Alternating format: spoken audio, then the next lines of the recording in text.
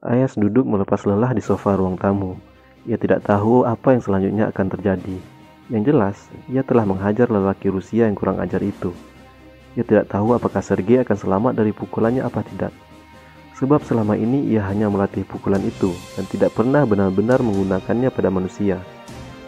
Ia sebenarnya tidak ingin menggunakan pukulan tenaga dalam itu, tapi ia sangat terdesak. Jika ia tidak melumpuhkan Sergei, ia yang akan dilumpuhkan, bahkan dibunuh. Ia jadi teringat ketika mempelajari Tifan Pohan. Ia belajar ilmu bela diri dari Muslim Cina itu justru ketika kuliah di Universitas Islam Madinah. Suatu hari ia olahraga dengan melatih jurus-jurus karatenya agar tidak lupa. Ia berlatih di tanah lapang di samping asrama. Saat ia berlatih, Ahmad Wong, teman satu kelasnya dari Urwon, Cina, melihatnya. Ahmad Wong mengajarkannya berlatih bela diri pada malam hari setelah salat tahajud. Ternyata Ahmad Wong adalah seorang pendekar di daerahnya. Ia sangat menguasai Tai Chi dan Tifan Pohan. Sejak itu ia menjadi murid Ahmad Wong. Pendekar Cina Muslim itu mengajarkan Tifan Pohan setiap minggu 2 kali kepadanya. Mengajarnya setelah salat tahajud. Menurut penjelasan Ahmad Wong, Tifan Pohan adalah sebuah ilmu kungfu andalan. Dalam bahasa Urwon, Tifan Pohan berarti pukulan tangan bangsawan. Disebut demikian karena gerakan-gerakan dalam latihan Tifan lebih halus dibandingkan bela diri sejenisnya, sehingga kungfu yang halus ini dianggap cocok untuk para bangsawan. Di negeri Cina, Tifan menjadi olahraga bela diri kalangan pesantren-pesantren yang lazim disebut lanah. Konon lanah berasal dari bahasa Arab lajnah, yang berarti panitia atau lembaga.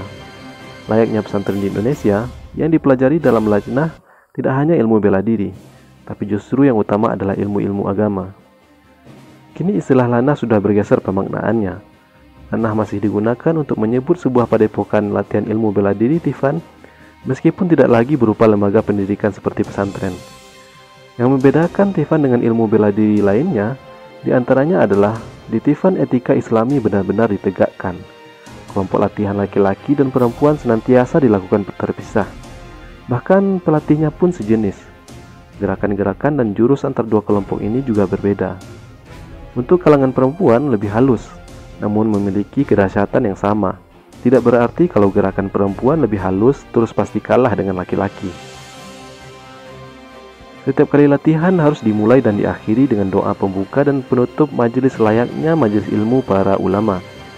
Bahkan seringkali ditambahkan dengan majelis ilmu berupa kajian sirah Nabi dan lain sebagainya. Itu juga yang dilakukan Ayas bersama Ahmad Wong dan beberapa mahasiswa Islam Universitas Islam Madinah ketika latihan Tifan. Latihan dimulai dengan salat tahajud, lalu tadabbur 1-2 ayat dari Al-Quran, baru latihan.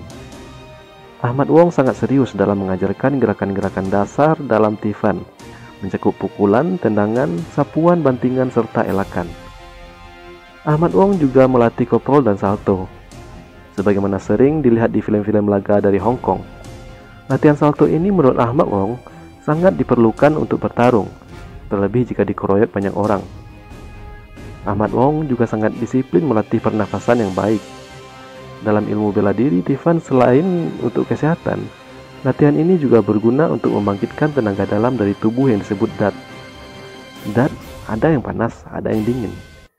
Jika latihan itu sering dilakukan siang hari, maka yang akan keluar adalah dat panas. Yang jika sebuah pukulan yang disarangkan ke tubuh musuh dilembari dat ini, tubuh musuh yang kena pukulan bisa hangus. Dan jika latihan dilakukan pada malam hari, maka dat yang keluar adalah dat dingin, yang dapat menjalarkan rasa dingin membeku pada bagian tubuh lawan hingga ke pangkal tulang. Kitab kuno yang menjelaskan ilmu bela diri Tifan adalah kitab Zodam. Dalam kitab itu menurut Ahmad Wong, Tifan merupakan ilmu perkelahian tersendiri yang merupakan pecahan dari ilmu Tao Kungfu atau Kungfu Tao. Tao berarti dahsyat, sedangkan Kungfu berasal dari kata Kungfu yang dalam bahasa Cina berarti tekun, kebaikan, silat atau tenaga yang terpusat. Konon kitab Zodam itu merupakan sebuah kitab kuno tentang Tifan karya Ahmad Syahrani, seorang pendekar Tifan asal Urwon, Cina. Dengan menguasai Tifan, kita insya Allah aman, memiliki ilmu bela diri yang dahsyat dan akidah tetap terjaga. Yang paling penting jangan sampai kita takabur dan berbuat zalim pada orang lain, kata Ahmad Wong berpesan. Ayas sedikit pun tidak menyesal telah menyarankan pukulan tangan bangsawan ke dada Sergei. Setan bertubuh manusia seperti Sergei harus diberi pelajaran yang setimpal. Kemungkaran tidak boleh didiamkan, kemanusiaan harus ditegakkan. Seingatnya, ia melatih pukulan tenaga dalam Tivan itu pada malam hari. Kemungkinan dat yang mengenai Sergei adalah dat dingin. Ia penasaran, apa akibat yang dialami oleh Sergei? Apakah pukulannya bertaji atau tidak bertaji sama sekali? Kalau tidak bertaji sama sekali berarti ia harus banyak berlatih lagi. Yang pasti, tak lama lagi Linor akan memberitahu apa yang terjadi pada Sergei. Ayas masih duduk melepas lelah di sofa ruangan tamu ketika Yelena pulang. Perempuan muda itu kaget bukan kepalang melihat ruang tamu yang berantakan. Pecahan gelas dan botol berhamburan di sana-sini. Kursi yang morat-marit, dinding yang kotor oleh vodka, yang botolnya pecah membentur dinding, dan tetesan darah yang berceceran di mana-mana. Apa yang terjadi, Ayas? Apa yang telah terjadi? Kenapa semua berantakan begini? Tanya Yelena gusar bercampur cemas. Linor datang membawa penjahat. Penjahat itu ingin membunuhku. Aku melawan sekuat tenaga. Terjadilah pertempuran. Dan kini penjahat itu entah diseret kemana oleh Linor setelah aku lumpuhkan. Jawab Ayas. Ceritamu terlalu singkat. Tolong ceritakanlah kronologinya dengan detail kepadaku. Ini bukan masalah kecil. Kalau orang yang kau sebut penjahat ternyata adalah anggota sebuah mafia, kau pernah dengar bagaimana kejamnya mafia Rusia? Ceritakanlah semua padaku. Dengan ada yang kau tutupi, siapa tahu aku bisa memberikan masukan yang penting.